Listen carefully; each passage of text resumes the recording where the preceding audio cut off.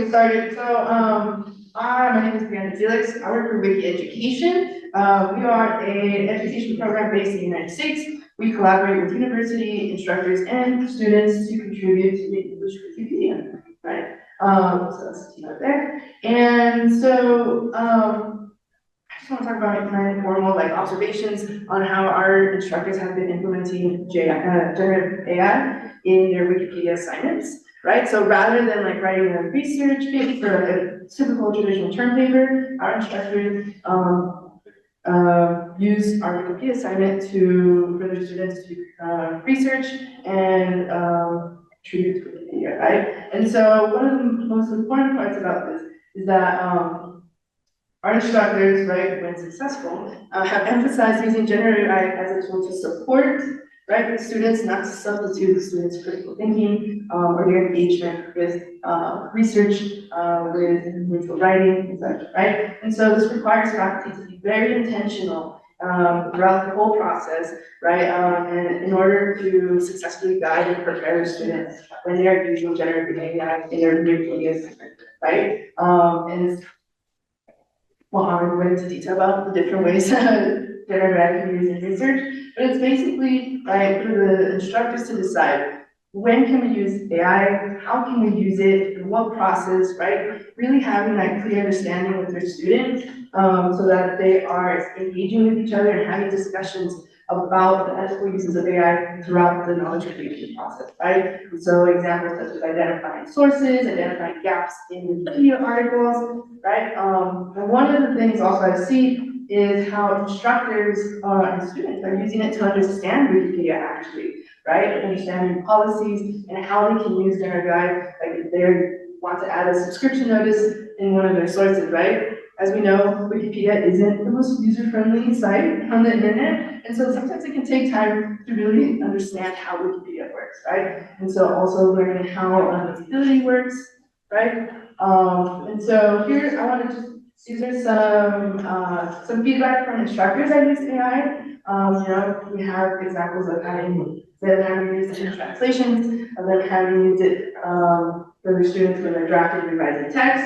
As you can see, using AI, you see down here, they found that students were able to focus more on finding reliable sources rather than perhaps spending too much time drafting, right? So I leave you with these takeaways that we have to focus on AI literacy and really develop students' critical thinking. Thank you.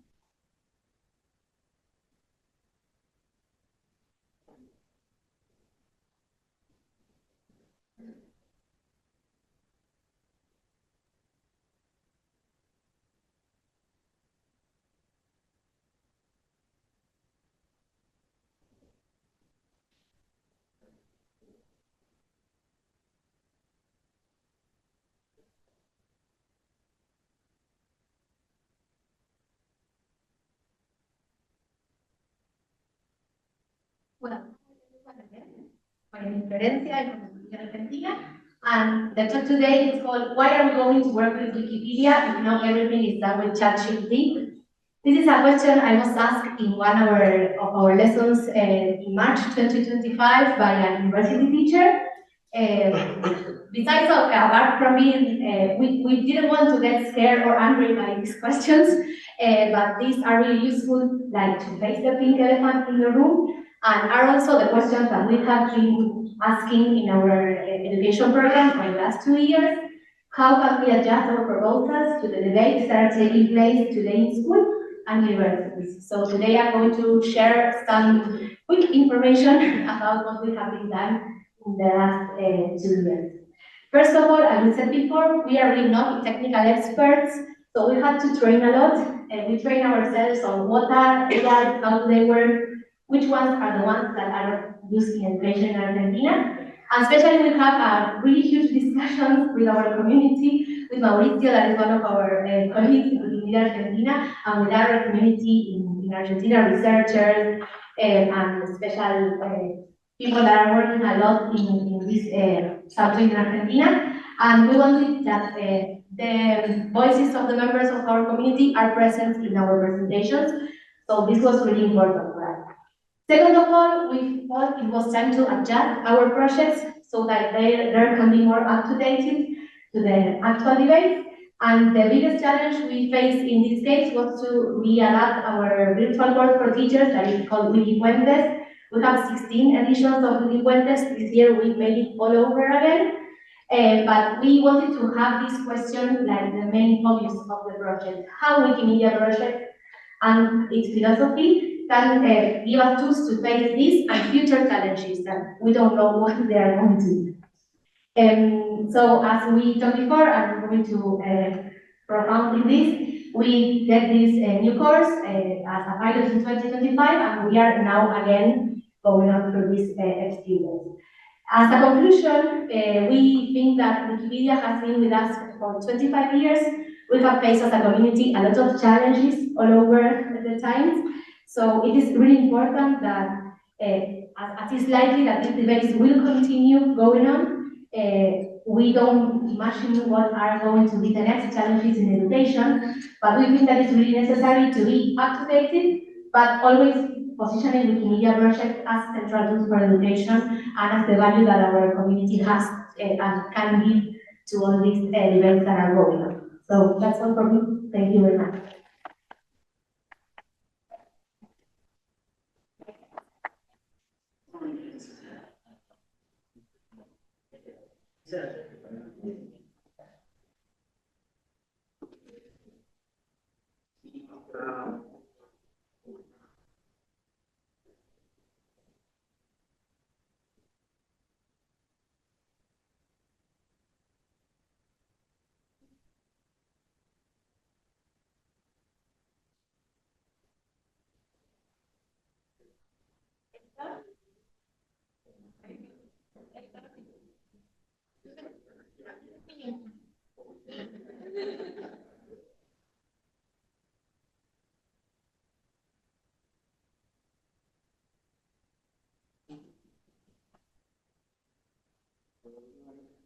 Lost conversation. My name is Hector, Gabriel, Brazil, and part of the Brazil movement.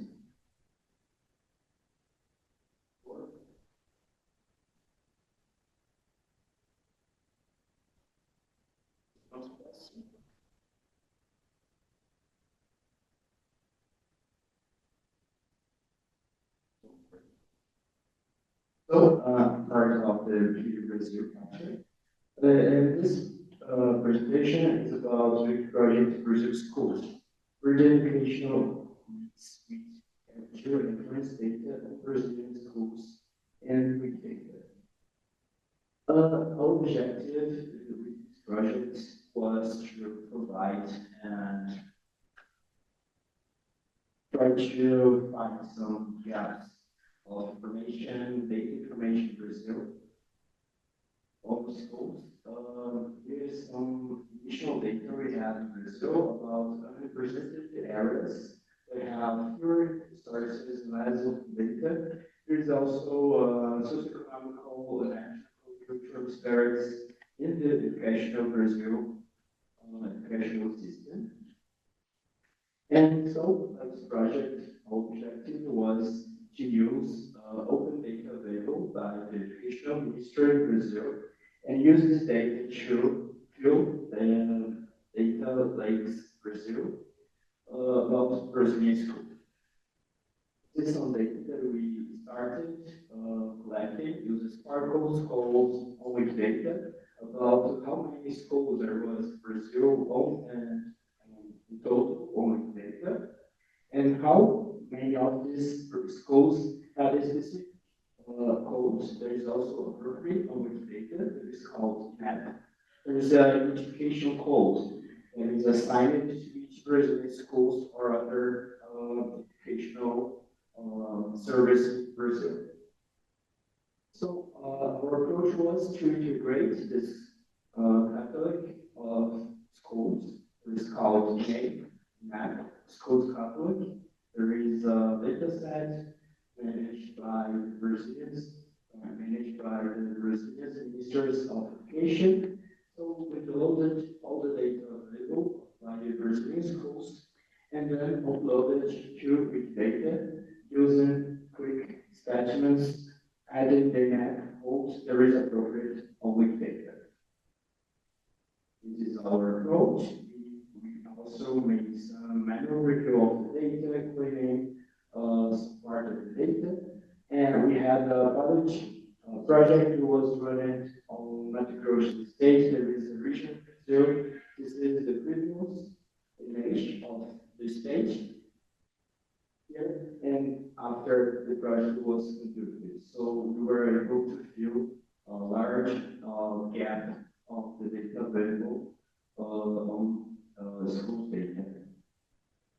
Our further objectives and conclusions on this project is that we were able to enhance open data and that unique codes needed to govern data, true data, data items.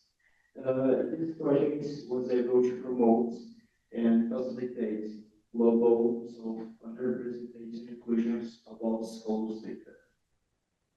And also it's important for engagement of the communities to amplify and promote other regions, because it was only one region that was initially used as a pilot.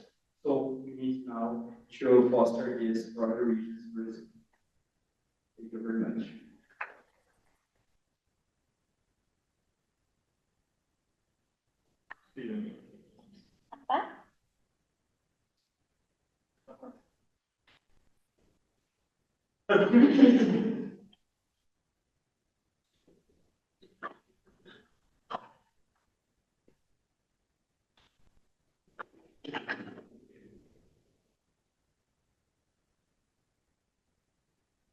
Good afternoon, everyone.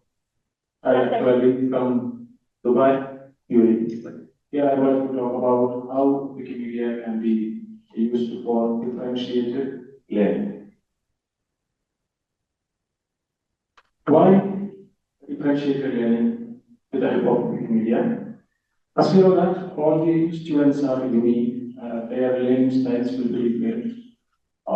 For that, we do an assessment called cognitive ability test, in short we call CAT4, which find for unique learning styles of students, they are verbal, non-verbal, cognitive, and spatial.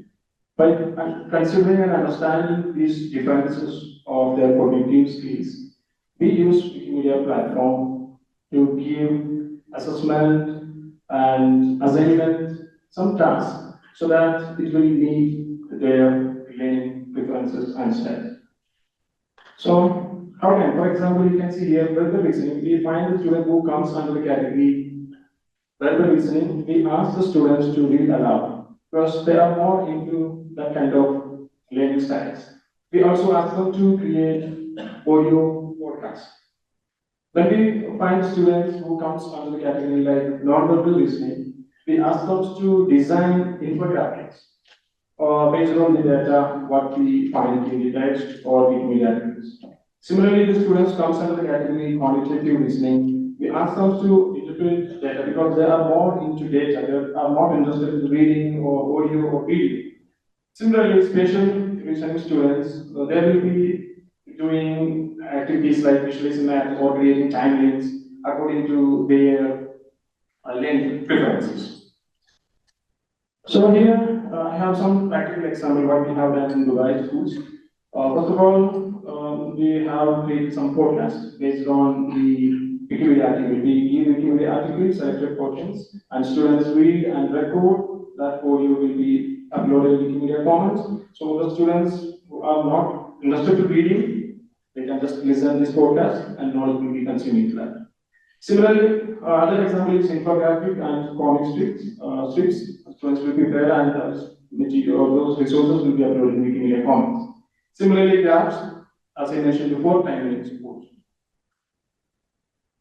So these are some of the examples what we have uploaded already in Commons. You can see here there is a video created by students. We have used videos from Wikimedia Commons. After that, students have given voiceover for that, and we created a new product and uploaded. It's a video about Native American history. Similarly, here there is a worksheet which we have taken images from Wikimedia Commons about government affairs, and they are creating the graphic organized. Similarly, here this is an assignment we use different for example, this Microsoft Teams where we assign students. As a teacher, I post the student name, and this is the reading component for you. The article is from Wikipedia. The page is called the exchange. So this reading will be provided to them, and later they will read and record. Here you can see some of the audio files. These students are recorded and uploaded, and these audio files will be added into Wikipedia pages, sometimes into Wiki source. Okay. Gracias.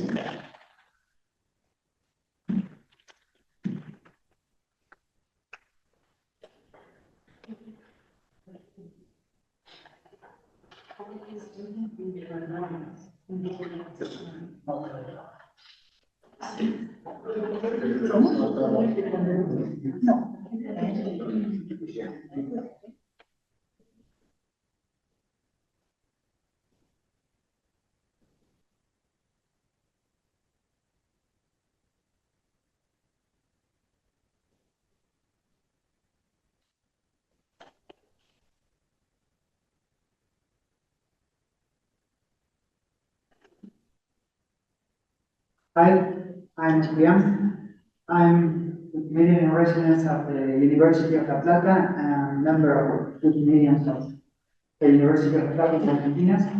I would like to share with you an experience we had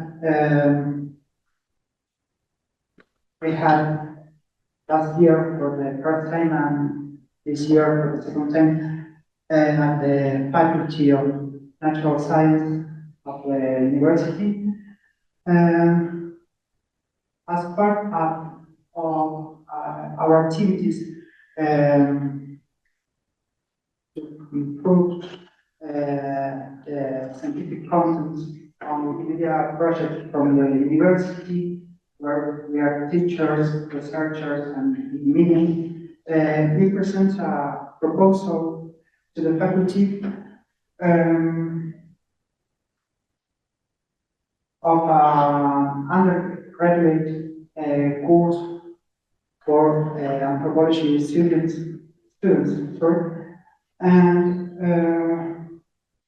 called Wikimedia Project, a tool for communication of science. The course focuses on communicating anthropology and archaeology through the Wikimedia project, considering this project as a powerful tool and channel for sharing scientific contents produced by a scientific system, making it accessible and connecting it with another kinds of or another form of knowledge.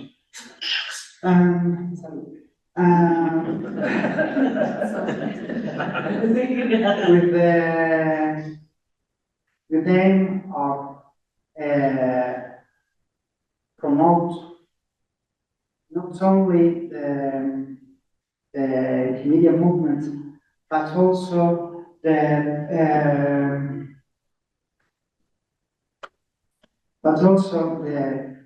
development of skills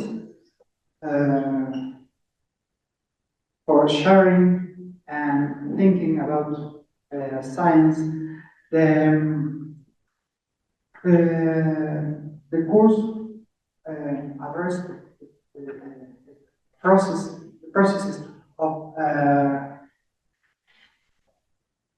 of communication and creation of scientific science and the principles of open science.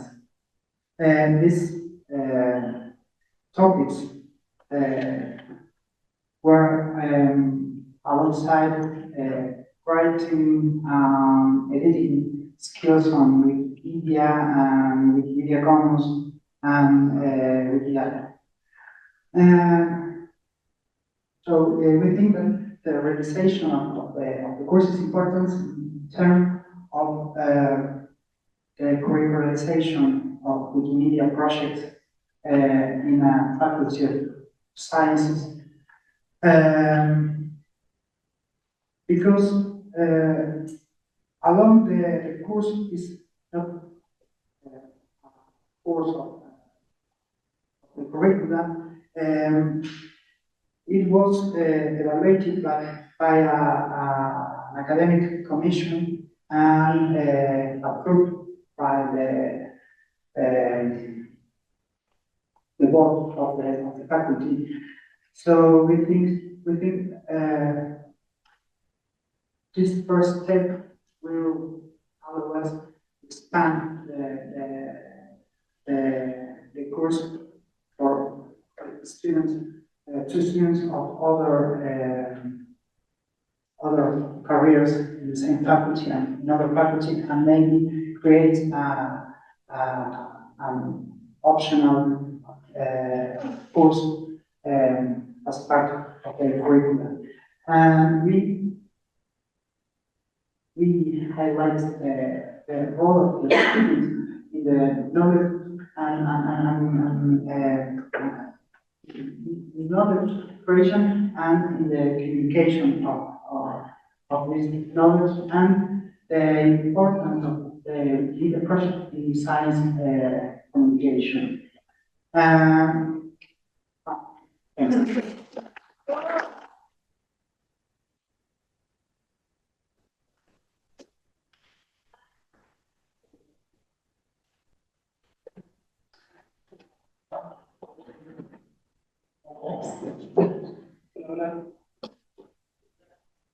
I'm getting standing between you and lunch. So I'm going to be quick, not only because this is a dining talk. So this is about digital green skills and Wikimedia projects. I'm the one presenting, but this has been actually a collaborative work effort between all these people, the working group on climate justice and Wikimedia projects. I'm from Wikimedia Uruguay, and then we did this with the support of the Wikimedia Foundation and the Inter-American Development Bank. This is actually an interesting experience to present here because this is a non-formal education training. So this was done outside schools, universities, etc. So it's part of like lifelong learning, so to speak. And the main question was, what do people need to learn to do climate action effectively on Wikipedia? And that's how we came up with this course. The course had a very interesting learning process. It was aimed towards young climate activists in particular, or environmental activists with an interest in like gaining more digital skills. And so what we did was that we designed the course in such a way that people could actually go through different spaces inside the Wikimedia movement. So the learning platform was EduWiki, but also they had to do activities in the selected projects, the selected Wikimedia projects, in the Wiki project Climate Change as well, and then in the context of the Regional One campaign, Wiki for Human Rights 2024.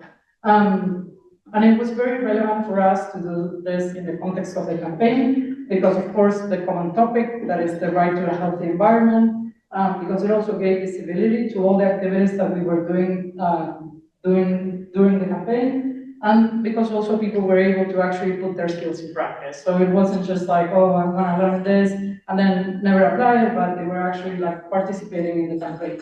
And they also were, they had the opportunity to, like for those new to the Wikimedia world, they had the opportunity to found like a movement that it was in action and where they could actually get support and exchange knowledge. Here are some numbers of this digital green skills course. It was a 5-week training. We used like 3 Wikimedia projects, and then they had to do a final project proposal so they could actually be part of an internship within Wikimedia affiliate for 6 months to expand some of the skills that they get. And then We selected 9 people from Argentina, Uruguay, Chile, Colombia, El Salvador, and other places. And this is all some of the people that actually got to travel to Huaraz, Peru, where we had the conference on climate justice, indigenous voices, and Wikimedia projects, and they were able to present their experience on the internship on the course there. And that's it. Thank you.